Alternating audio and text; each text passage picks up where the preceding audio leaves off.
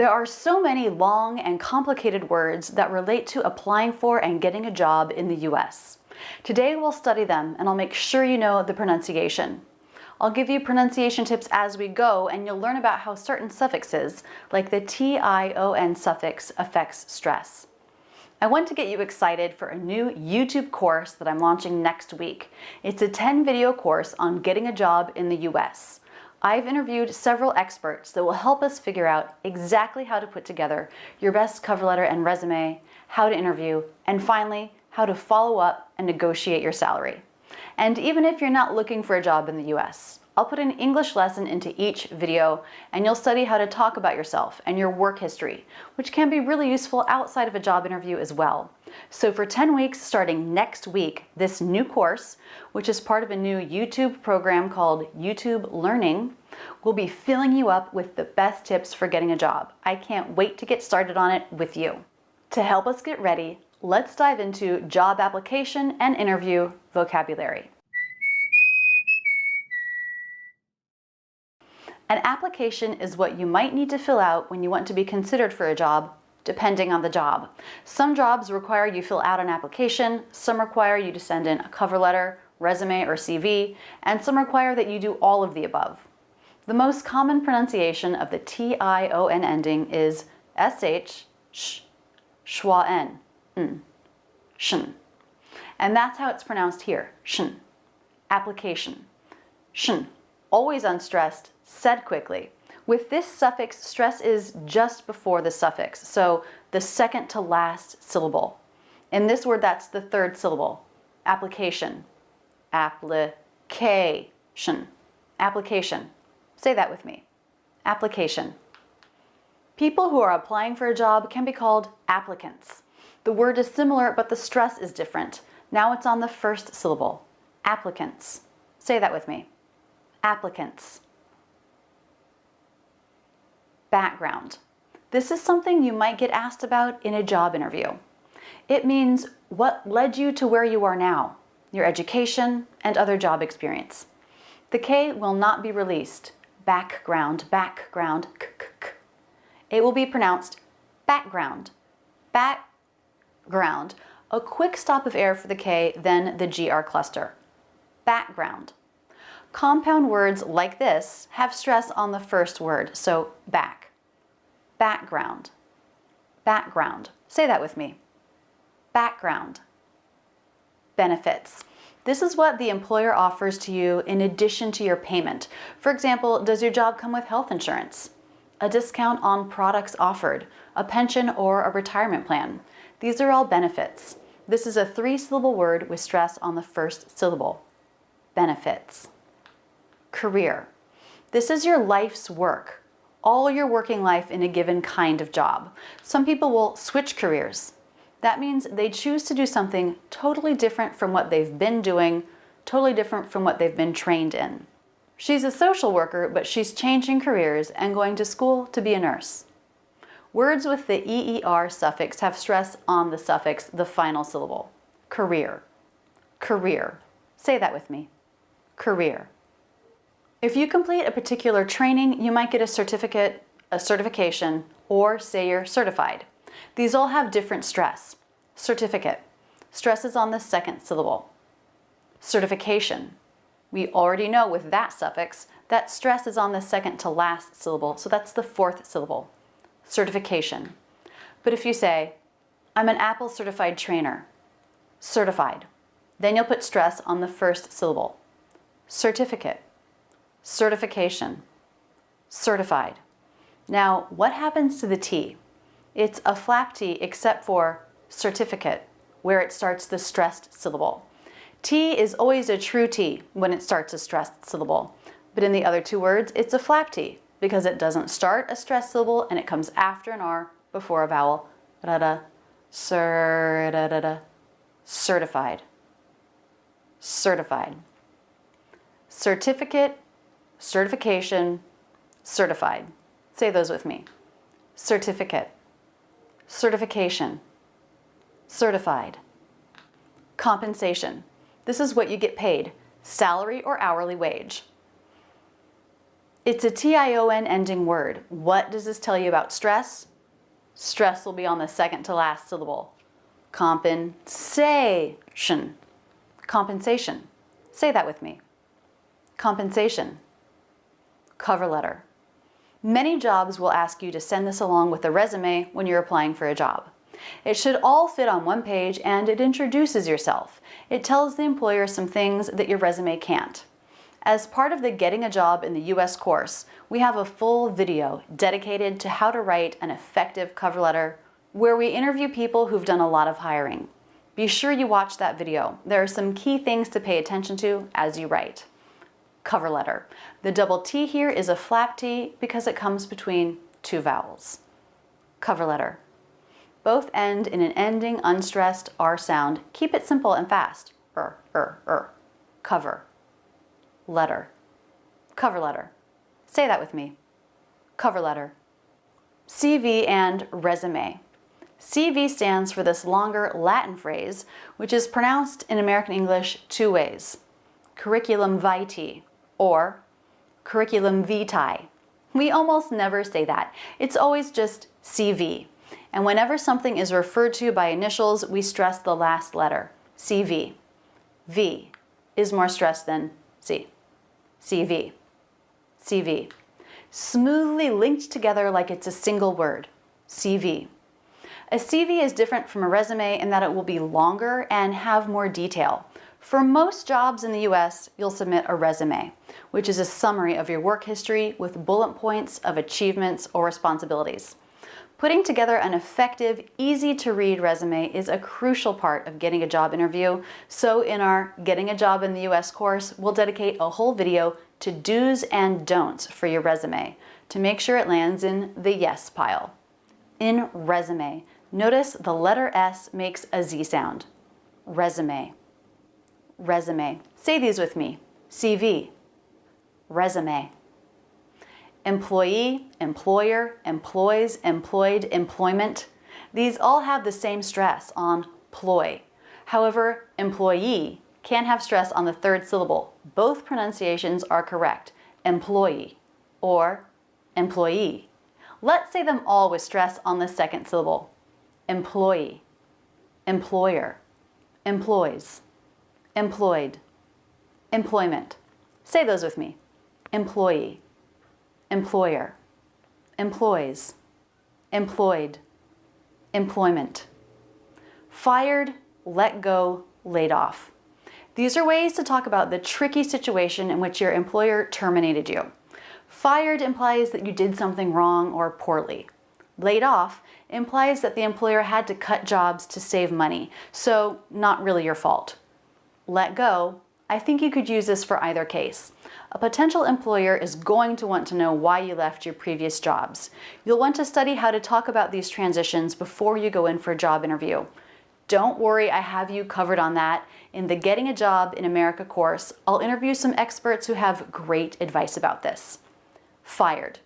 It's tricky. It's the I as in by diphthong followed by R. Fire. Ire. Fired. A light D sound at the end. Fired. Let go. A stop T here because the next word begins with a consonant. Let go. Laid off. Connect the two words with the D. Laid off. Laid off. Say all of these with me. Fired. Let go. Laid off. Follow up. This is what you'll want to do after your interview. Send a follow-up email thanking them for their time and showing excitement for the position. Follow up. Say that with me. Follow up.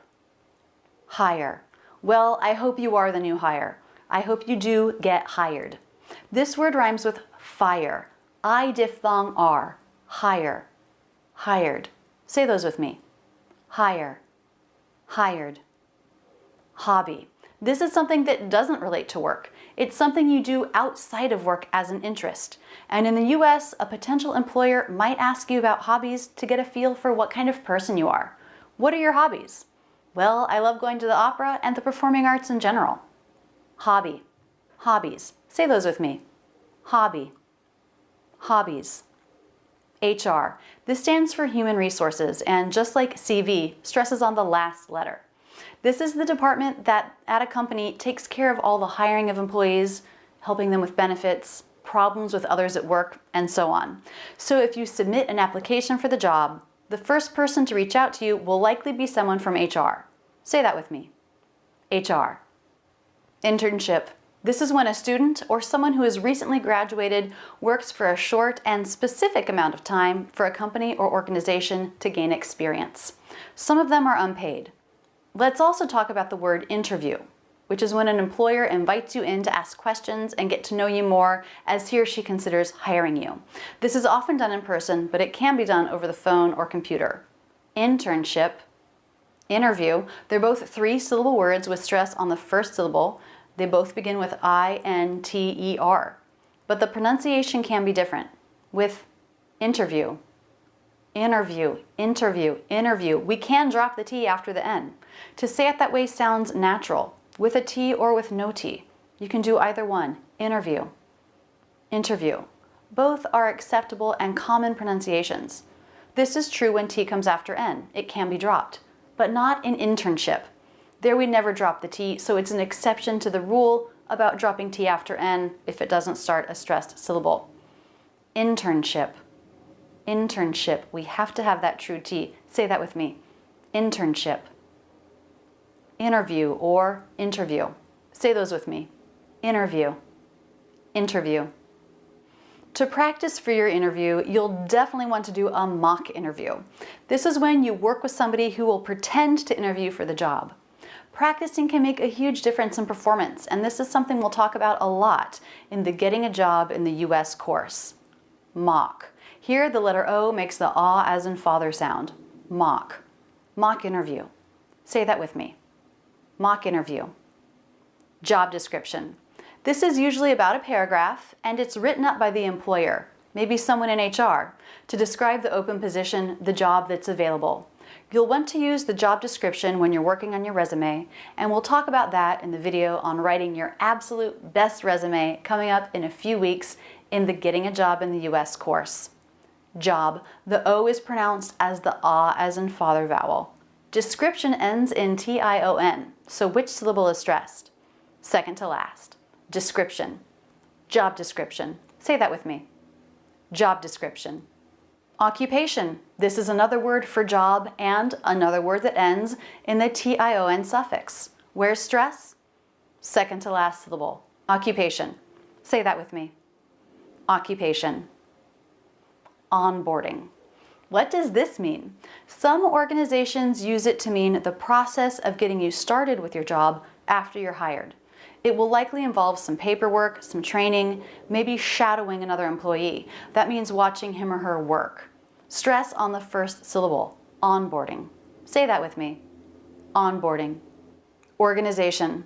Nonprofits call themselves organizations to help differentiate them from businesses. Another T-I-O-N word. So again, stress will be on the second to last syllable. It doesn't matter how many syllables there are in the word. Stress will always be second from the end with this suffix. Organization. Organization. Organization. Say that with me. Organization. Posting, opening, position. These are words that are used to describe an available job. If you hear the phrase, "we filled the position," that means somebody else was already hired for that job. Posting, opening, position. Say those with me. Posting, opening, position. Did you notice? T-I-O-N ending, position. Stress, second syllable from the end. Recruiter. This is someone who helps an employer find employees. You may be happily working at your job, and then a recruiter contacts you and says, "I think you'd be great for this position at this company." And you can think about if you want to apply. Or you might contact a recruiter if you're tired of your job and you want a new challenge to let them know you're looking for a change. Recruiter. This word is pretty tricky, isn't it? It's got an R in each syllable. Slow it down. Recruiter. Notice the flap T, just a quick bounce of the tongue on the roof of the mouth. Recruiter. Recruiter. Say that with me. Recruiter. Reference. If someone is considering hiring you, they'll likely want to check your references. This can be past employers or maybe a college professor or a family friend if you're just starting out in your career. So you should have a short list of people you've already gotten permission from and their contact information to hand out to potential employers when they ask for references. Reference. It looks like it's 3 syllables, but Americans will usually pronounce this as just 2.